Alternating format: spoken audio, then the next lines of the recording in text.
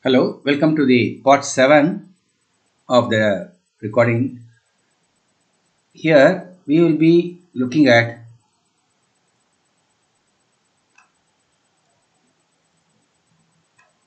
the question 12 of midterm exam. Okay. Now, what is this question? In a memory hierarchy, why is the size of the memory which is closer to the CPU happens to be lower than the size of the memory which is farther away from the CPU? So, a reasoning behind it is that compulsory that I need to make sure that any memory that I have is lower in terms of size when it is closer to the CPU, or is it a limitation of whatever being used, the technology being used is causing this issue. So just to summarize on CPU and the memory hierarchy, one quick recap of hierarchy.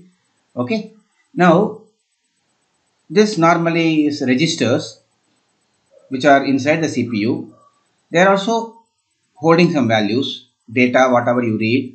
So they are all held in those registers, and even the address to the program as stack pointer address, all those things are held there.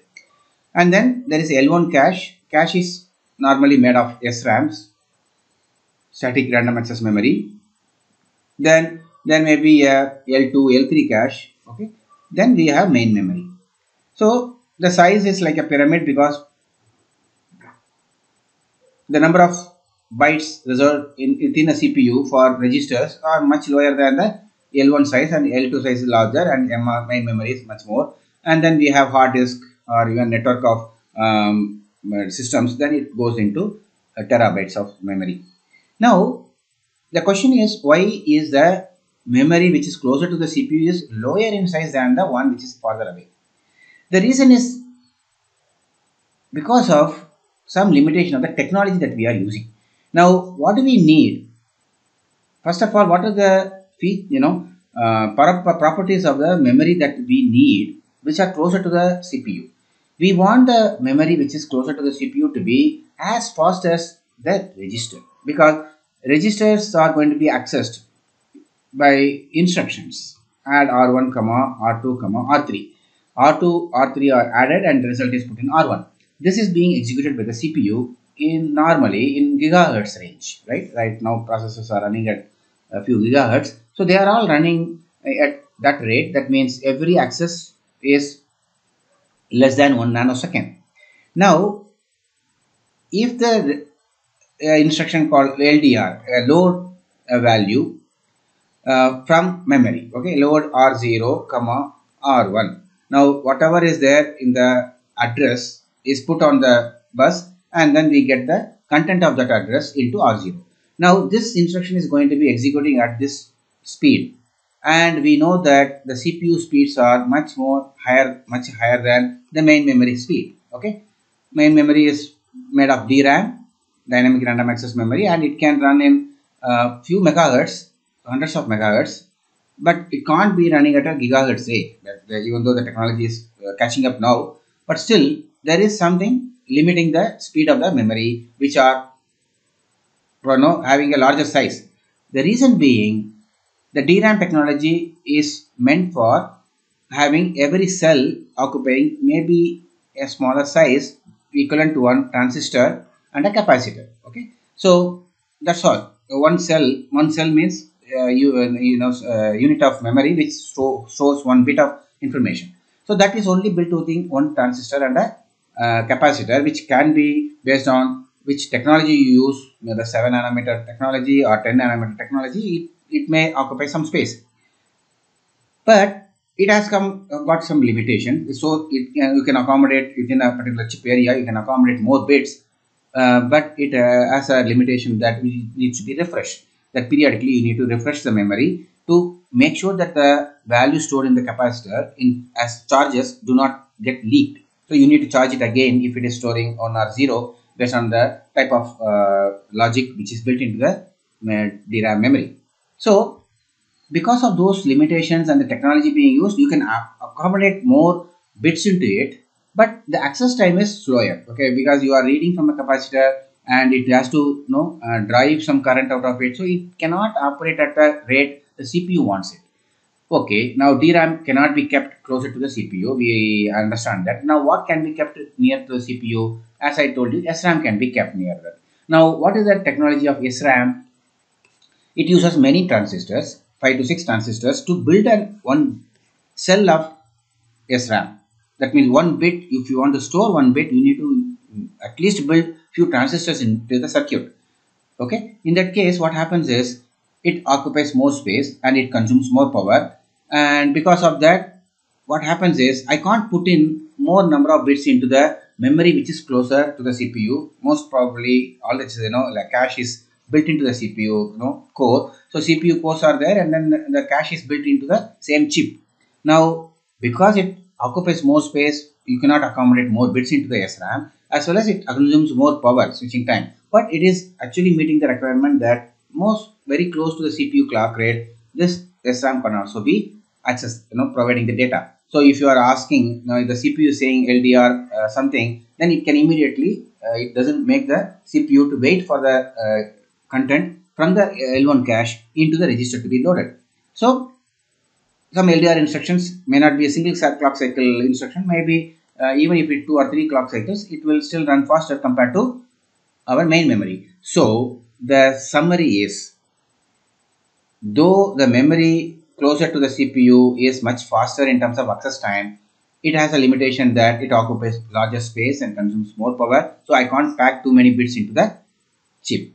So naturally, the the memory which is closer to the CPU expected to have higher access, easy access time. That means it should be able to run at the speed of CPU. So access time should be smaller, but since because the size is large and power consumption is more, I cannot accommodate, we cannot put in more bits into the chip. So it should be smaller in size. Whereas the memory which is farther away can pack more bits into it because it occupies less space, but it has limitation that access time is larger, and it has got refreshing of memory.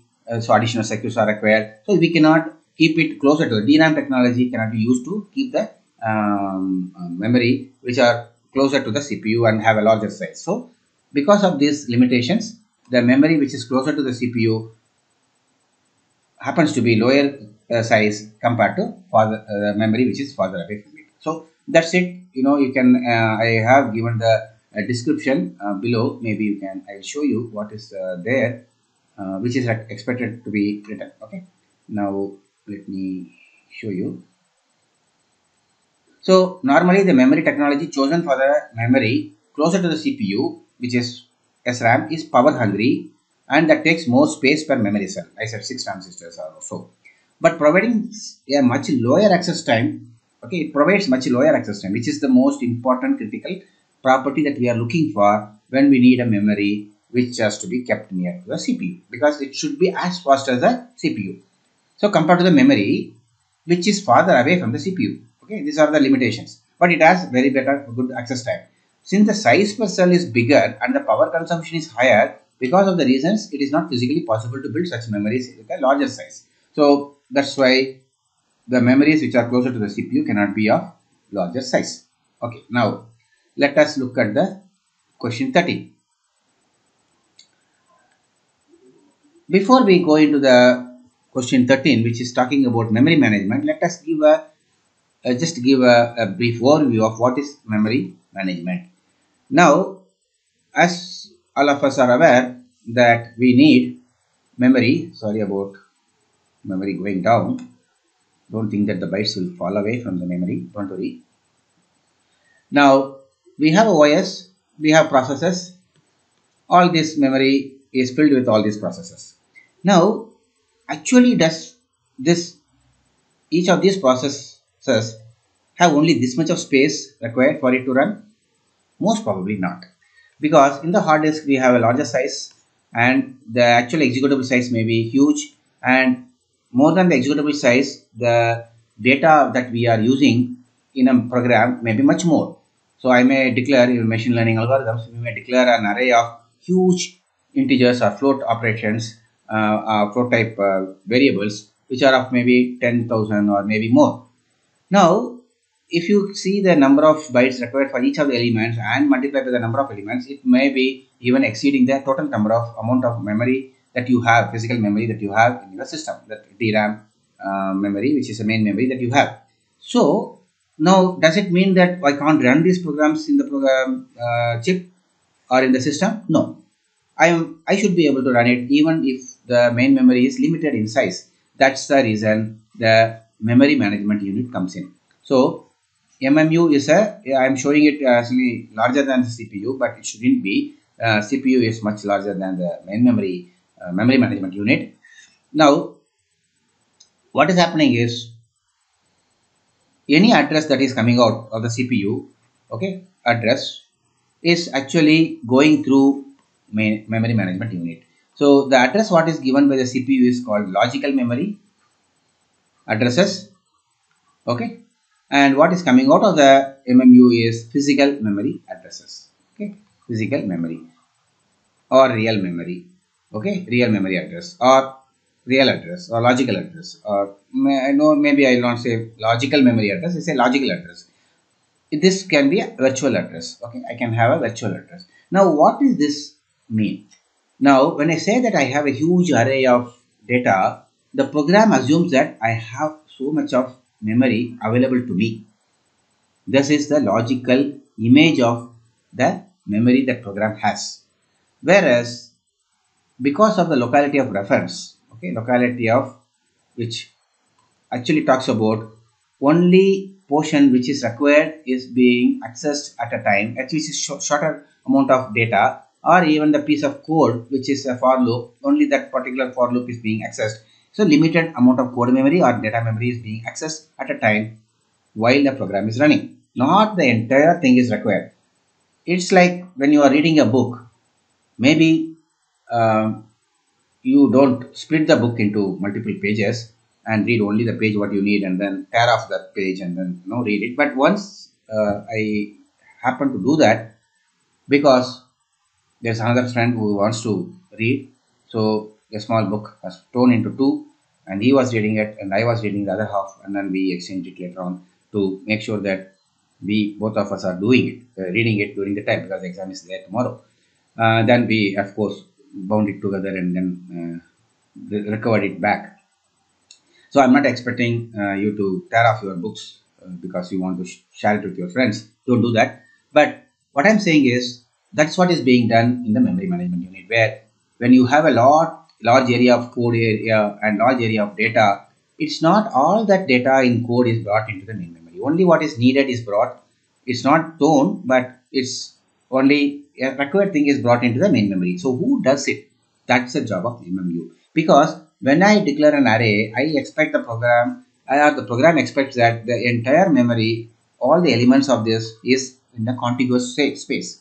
But when it comes to the main memory, I cannot even give the exact address that program assumes that the data is in, as well as I can't give the contiguous space also. Maybe if it is accessing one area here or one area of this array, suppose it is doing some addition of some value average of that and writing into this array, I can only bring this particular portion and this portion in two different locations, and they need not have to be having an offset of this what is the program is assuming, but still the program will write it, will run it properly. Now how does it happen? Because the logical address that program assumes, which is running on the CPU, is different from the memory which is actually used for keeping those data in the main memory. It's not only data, even the code also is being managed by the MMU. So even code, stack, data, heap, everything is managed by MMU. Every address that is generated by the CPU is translated in real time.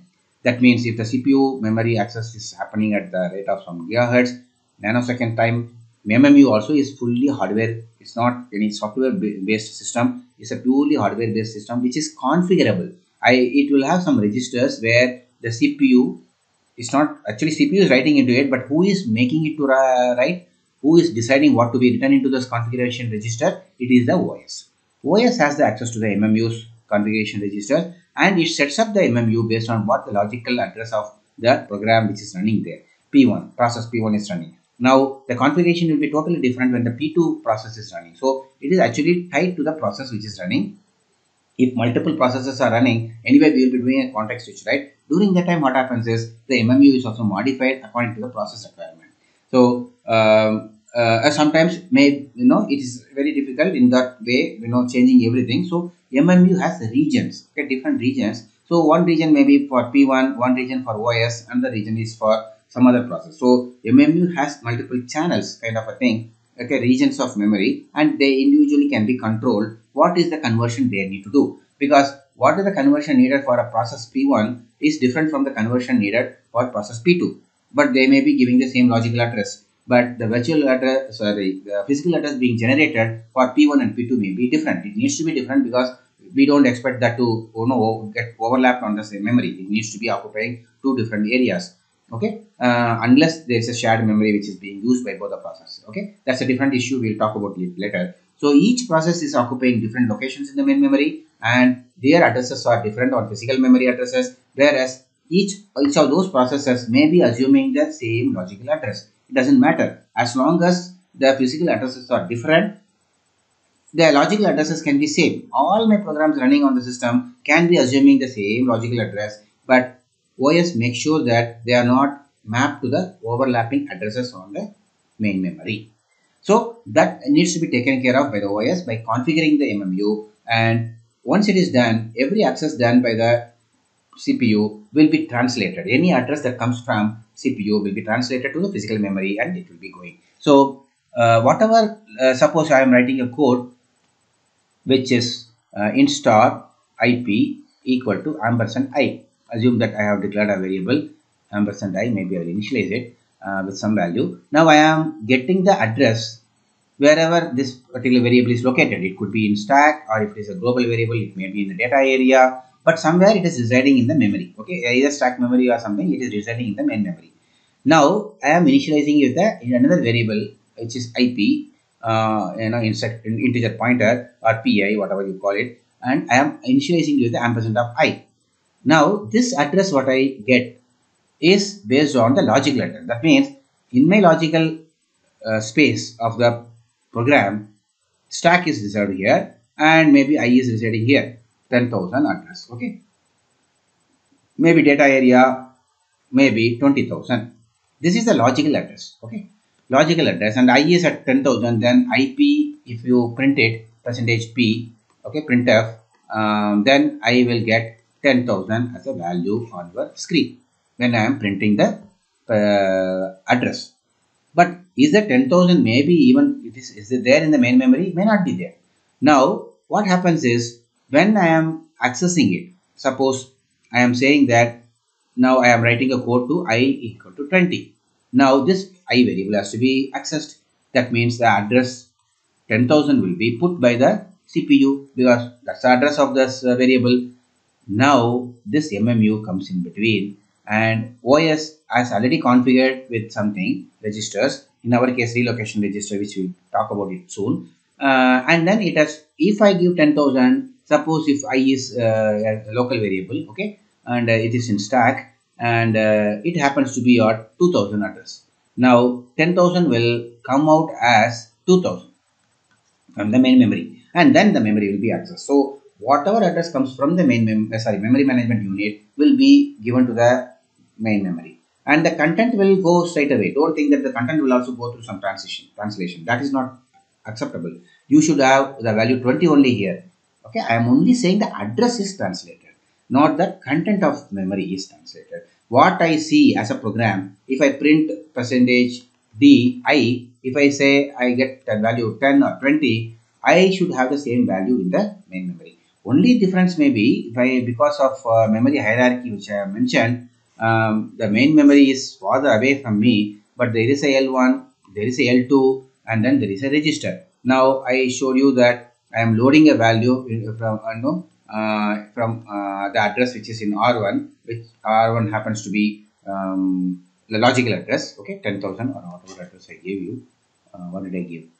10,000 as the address. Okay, so R1 will be having 10,000, and I am loading the value into R0. Now what happens is, it goes into the main memory. That value is picked up at 2000 location. It's brought into L2 cache. It is kept somewhere. Okay, don't worry about where it is kept. Another L1 also it comes, so 20 is kept in L1 also, and then given to the register, which finally writes 20 into R0. So this is called inclusion. That means every hierarchical element in the memory element should have a copy of it, and you need to make sure that it is consistent across. Okay, because you are having multiple copies of the same data sitting in R0 here, as well as in one L1 here, L2 here, as well as MMU here. If I make add R0 comma R0, okay, comma R0, that means R0 is added with R0 and put into this. Now if it was having 20, now R0 will be 40. Now it is changed here 40, but it's not changed here or here or here. Okay, that needs to be taken care of. Who takes care of it? That's a cache management unit. This is called cache, L1, L2 cache, and cache management unit. Okay, the circuitry hardware, this all hardware. Okay, that take care of making sure that whatever you update here is reflected back into the main memory. Okay, so that's the simple summary of main memory management as well as hierarchy. Okay, so now let us just look at this code once and then find the answer for it. So in the below snapshot, I have missed out any movements of process. It has not missed out any movement. So A is residing in the main memory. First, what happened? Operating system is loaded at this time, and then process A image has been brought into it. That means it is running now, assuming that. Then B became ready. Then it is loaded from the hard disk, and it is running maybe, or it has come into the system. Maybe it may be time sharing the CPU. Then C comes. Later on, A is moved. Okay, for some reason, whatever may be the reason.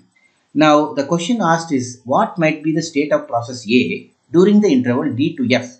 Now, D, it is not there. A is not here. But is it possible that it is still alive? Maybe A is terminated. Then you have to look at the entire thing and then see that A is coming back again.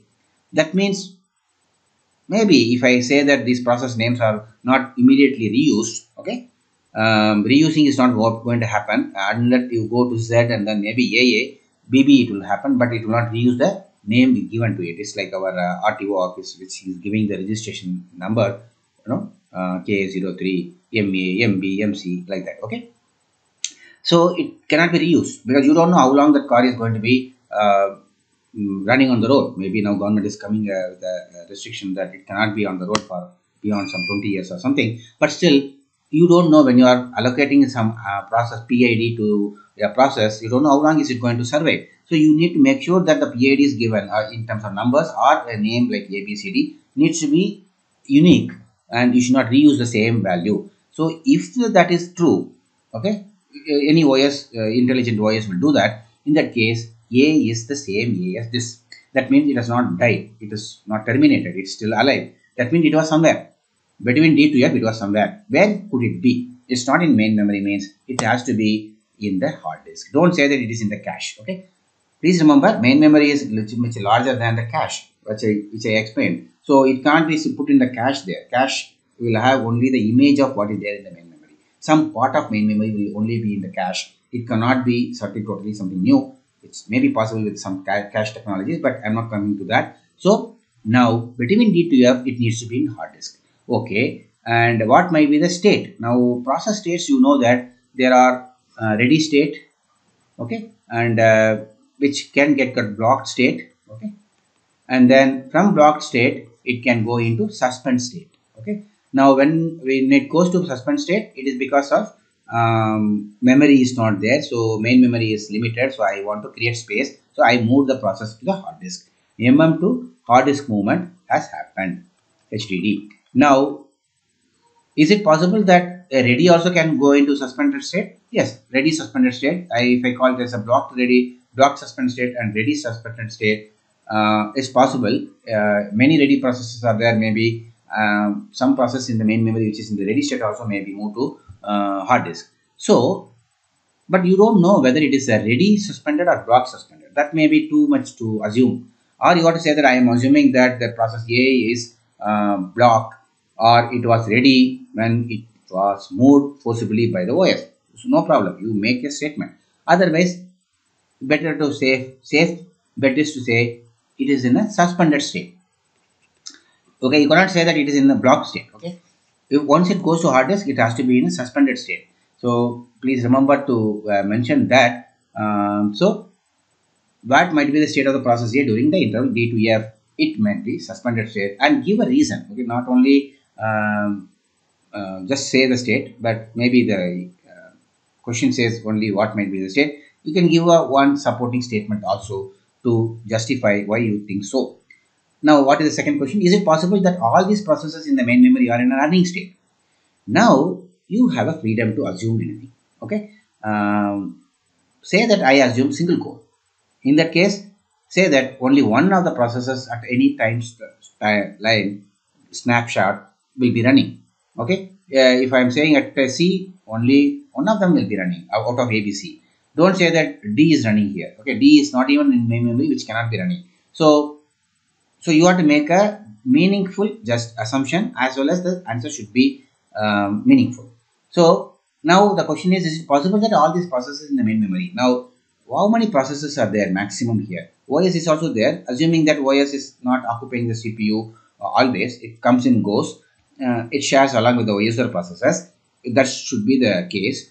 Normally, OS should not be always running. That means it's not allowing any user process to run, which is not the purpose of OS being there. So maximum maybe 3 processes may be running, or minimum 1 will be running.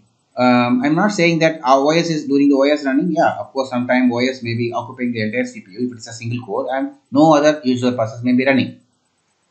Now the question is, whatever CPU's process is running on the CPU will be in a running state. Now, if you assume that, yes, I am assuming a CPU with a multiple cores.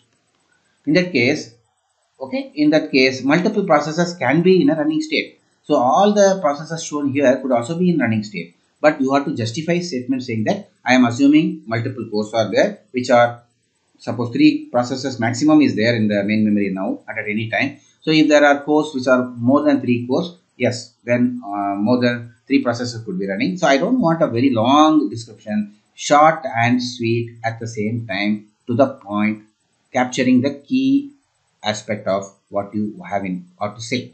You need to be in a position to summarize, okay, without the help of ChatGPT, to write a proper summary. Okay, it should bring out all the important aspect. Anything that most important assumptions is missed out, or some vague statement is made, or arbitrarily something is written about main memory. As you know, marks may not be given. Okay, so this is what is the answer that you need to give. So let us just, before we close, look at the answer that would be needed. What might be the state of process here during the interval? Since it is moved out to the secondary memory and brought back after F, between D and F, it should have been in suspended state. Now, it is assuming that since it's moved out of secondary memory, you don't have to even justify it, because it will become a longer. I justified it because I want you to understand it. But you can also say that it is moved out. Okay, no issues, and because whatever you have understood from the picture, you cannot write it down because maybe long. But I am fine if you have time. I think this question will have sufficient time, so you can write it.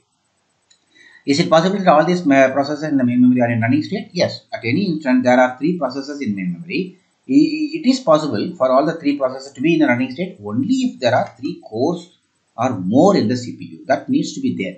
You cannot say that I have don't mention anything about CPU core and they said all of them are in a running state. Then there is a problem. Or CPUs have a hyperthreading feature. Okay, hyperthreading means normally what happens is Intel's technology where we assume that a CPU, one single core, has 2 threads. That means they have 2 sets of CPU registers. Okay, one R0 here, one more R0 here. It's a mirror image of R0s. So one processor thread will be running here, another thread will be running. Okay, we have seen the pthread create, right? So multiple threads can be running. So that if you say that my threading feature is also there, you have to assume how many threads per core, and then say 3 may be running or 1 may be running. Or you can say that I am assuming only a single core and only one process at a time may be running. If the system is assumed to be having a single CPU, there can be at most one process that could be in a running state. That's all is required in this question. And let us come back and see the other questions in the next video. Bye-bye.